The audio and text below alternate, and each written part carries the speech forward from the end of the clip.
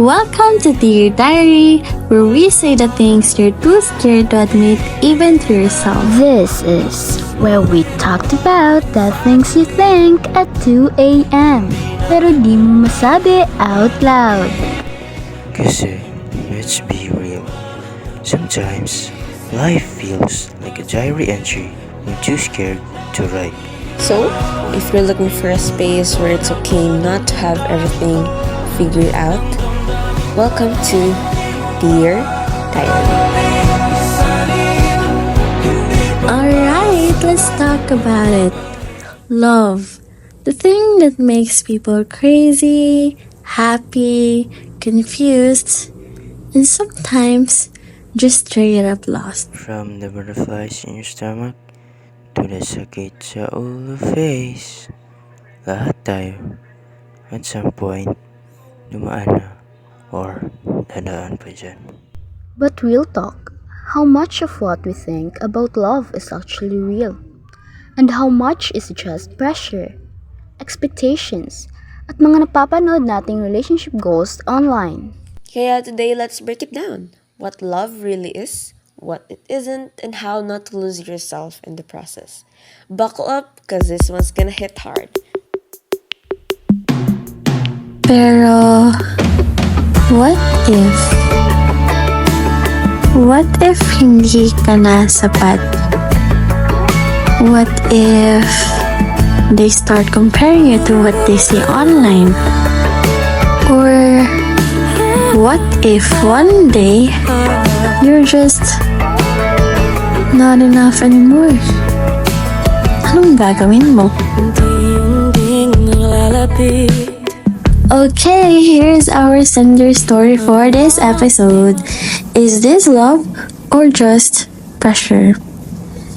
Dear Diary, I don't know if I'm still happy or if I'm just scared to let go. I've been in a relationship for a year now. At first, everything felt light, simple good morning texts, random late night calls, quiet moments na walang kailangang patunayan. But lately, it feels different. If I don't reply fast enough, may tampo. If I don't say I love you first, may tanong na agad kung bakit. And if we don't act a certain way, people start asking, okay pa kayo? It's exhausting. It's like I have to prove something. Pero kanino? Sa kanya? Sa ibang tao? Or sa sarili ko just to convince myself this is still working? I love her. I really do. But is love supposed to feel this heavy? Or am I just forcing something that isn't there anymore? Paano mo malalaman kung love pa ba talaga? O natatakot ka lang na baka hindi mo kayanin pag wala na siya? Alright, let's get into it. Segment 1. The problem with hashtag relationship goals.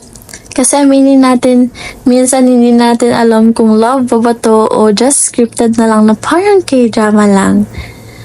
Alam niyo yung mga post na kapag hindi siya nag-effort, he's not the one. O kapag gusto ka niya, he'll move mountains for you. Tapos, pag hindi nag-materialize yung expectations, parang automatic toxic na agad yung partner. Pero guys, remember, real life is not a rom-com. Love is like built in the small, quiet moments. Hindi lang yung mga grand gestures, pero yung mga consistent na efforts, kahit hindi ito gaano ka-insta-worthy. So if your relationship doesn't look like what you see online, that does not mean it's less real. Minsan kasi we get so caught up in chasing those relationship goals na hindi na natin napapansin, are we even happy? Or are we just performing for others? And that's where the problem starts. Kapag mas naging mahalaga yung perception ng iba kaysa sa totoo mong nararamdaman. Pero paano mo malalaman kung love pa ba to o pressure na lang? Paano kung hindi mo na alam kung para sa'yo pa ba tong relationship na to o para sa audience mo na lang? Relate ka ba? Let's talk about it. Kailan nagiging performance na lang ang love? And why does social media make us feel like we have to prove it? And now, let's move on to the segment 2. Love isn't a performance. Love shouldn't feel like a performance para sa audience mo. The happiest couples aren't always the loudest. The point is, social media isn't always a reflection of reality. Some of the happiest couples, wala sa FB or TikTok. Tandaan, you don't owe anyone an explanation for how your relationship works. Love is personal, hindi public show. Okay, let's get one thing straight. Social media is not the enemy. The problem is when we let it define what a perfect relationship should be. Because love, it's not about Instagrammable moments. It's in the everyday unfiltered things. Studying together, sharing inside jokes, late night deep talks, or even just making sure if they get home safe. But because we see ideal couples online, we start doubting. Should we be sweeter? Why don't we do big surprises? Are we even doing this right? And that's when we start forcing things. We act a certain way, not because we want to, but because we feel like we have to, just to prove that a relationship is good enough. And when that happens, is it still love? Or are we just chasing validation? Kung totoo nga, it shouldn't feel like a job. Alam nyo guys, a healthy relationship shouldn't feel like you're constantly meeting some unrealistic standard. Love should feel safe and not stressful. Exciting siya, but hindi nakakapagod. Kapag parang trabaho na yung relasyon mo, baka hindi na yun love. Baka burnout na yan.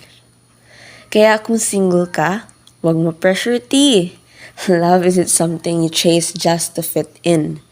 Darating yan sa tamang panahon at sa tamang tao. So whether you're in a relationship or waiting for the right one thing's for sure. Yung love, yung totoong love, isn't about meeting society's expectations. It is about something what's real for you. At sa iyong partner naman. Kaya, it should feel like you're on cloud 9. Although, I'm not saying na cloud 9 talaga, like, all of the, parts, but mostly, you should feel safe and happy with that person. So, real talk lang ha. Stop comparing your love life to what you see online. Alam nyo, love isn't about grand gestures or aesthetic pose. It is about connection, effort, and making each other better in the process. Kaya if you're single, that doesn't mean you're missing out, huy. Alam nyo, love isn't a requirement. It's a bonus in life. Kaya at the end of the day, love isn't about how it looks. It's about how it feels. And if it doesn't feel right, then maybe, just maybe, it's time to let go of the idea and wait for the real thing.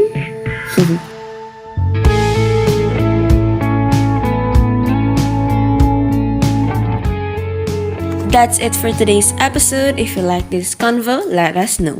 Comment, share, or send us your thoughts. Stay real, stay true, and remember, love isn't about looking perfect. It is about being real. See you next time, only here on Dear Diary. Mwah! Bye!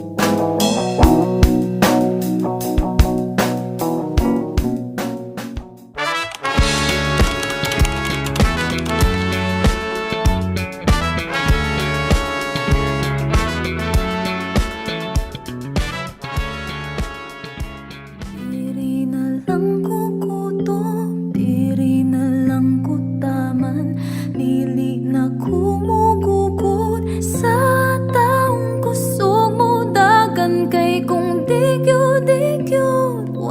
tayo buksan ay na lang, ay na